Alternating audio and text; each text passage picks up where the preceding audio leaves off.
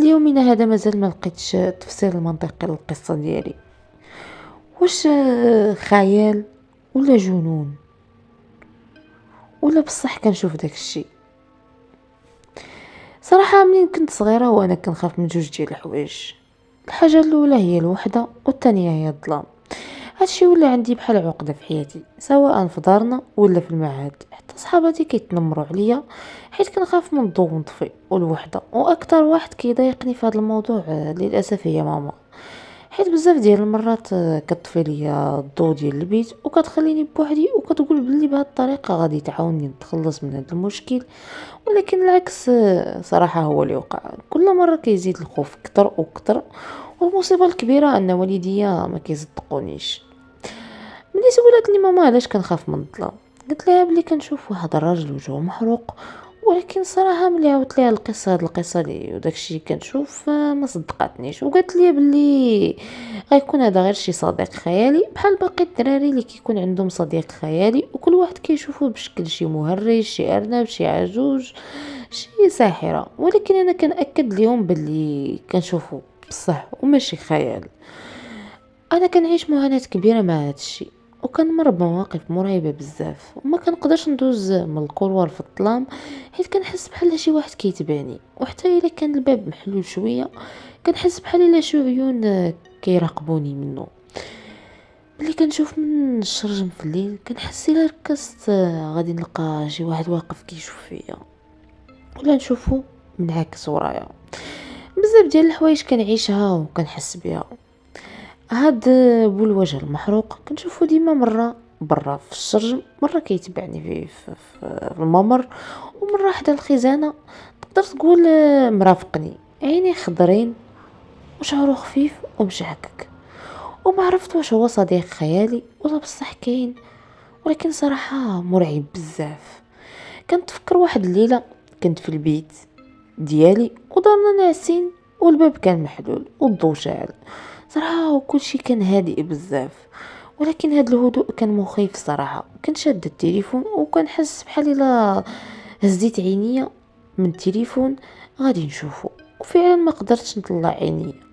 قلبي بدا كيدق بالزربة وخوف كيكبر.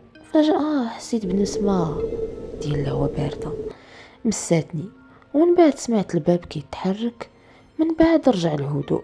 ملي سمعت الباب كيتحرك بلا سبب صراحة قلبي حسيته بحال طاح من بلاصتو، وطلعت راسي بسرعة ولمحت شي حاجة واقفة في الباب، شي شكل كحل واختفى بسرعة. رميت التليفون ونط كنجري باش نخرج، ولكن فجأة الباب تسد بقوة.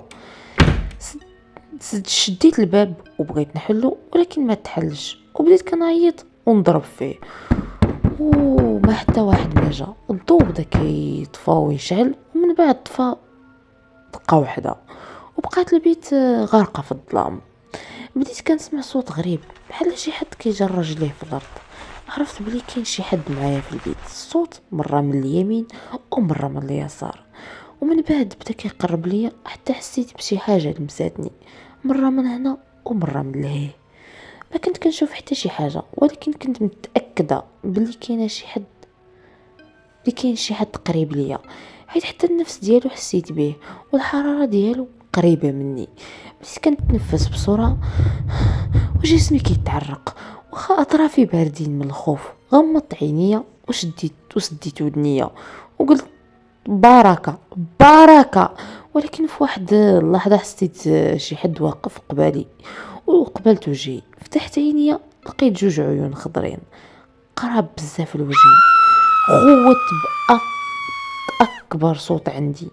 في ديك اللحظة الضو شعل بوحدو. لقيت البيت كاملة مخربقة والتليفون مهرس. حليت الباب وجريت عند والديا، عاودت لهم كل شيء، ولكن ما صدقونيش وقالوا بلي انا غير خربت الغرفة، وبلي انا اللي خسرتها واللي درت هاد الفوضى كاملة، وبغيت غير نشري التليفون تهرستو حيت بغيت نشري تليفون جديد.